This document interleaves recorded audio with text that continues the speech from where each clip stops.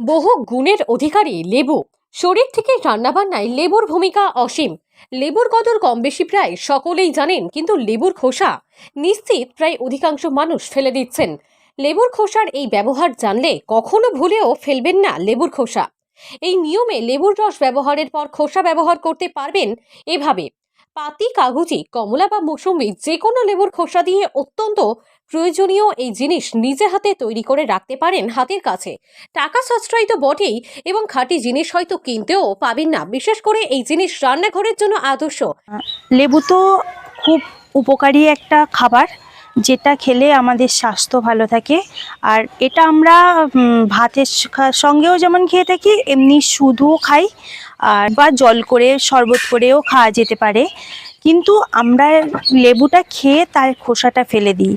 শুধু পাতি লেবু নয়, কমলা লেবু বা মৌসুমী লেবু এবং কাগজি লেবু খুবই উপকারী, স্বাস্থ্যও ভালো থাকে।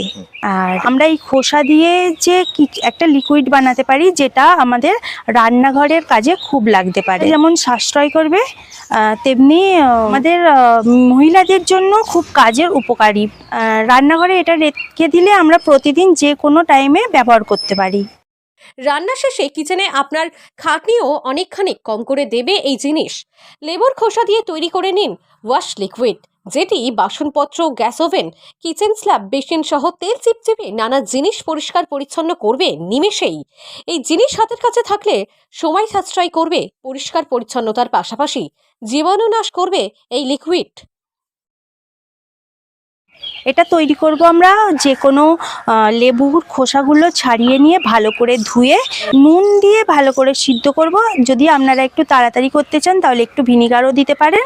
আর ভিনিগার তারপরে একটু সিদ্ধ হওয়ার পর সেই জল শুদ্ধ আমরা মিক্সিতে একটু ভালো করে বেটে নেওয়ার পরে আমরা সেটা কোনো সুতির কাপড় বা ঘন ছাঁকুনি দিয়ে ভালো করে ছেঁকে নেব। পর সেইটাতে একটু সোডা মিশিয়ে বোতলে ঢেলে নেব। আর এটা আমরা রান্নাঘরে রেখে দেবো। যখনই আমাদের বাসন মাজা বা কিচেন পরিষ্কার করার জন্য, গ্যাসের ওভেন পরিষ্কার করার জন্য ব্যবহার করতে পারবো।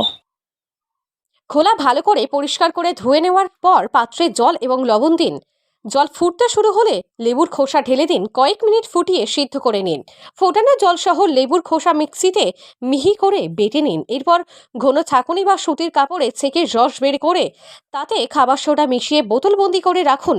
রান্নার বাসন, বেসিন, কিচেন স্ল্যাব, ওভেন এবং রান্নার বিভিন্ন সামগ্রী পরিষ্কার পরিচ্ছন্ন রাখতে প্রয়োজন মতো কয়েক ফোঁটা লিকুইড ব্যবহার করুন। হাওড়া থেকে রাকেশ মাইতির রিপোর্ট, লোকাল 18 বাংলা।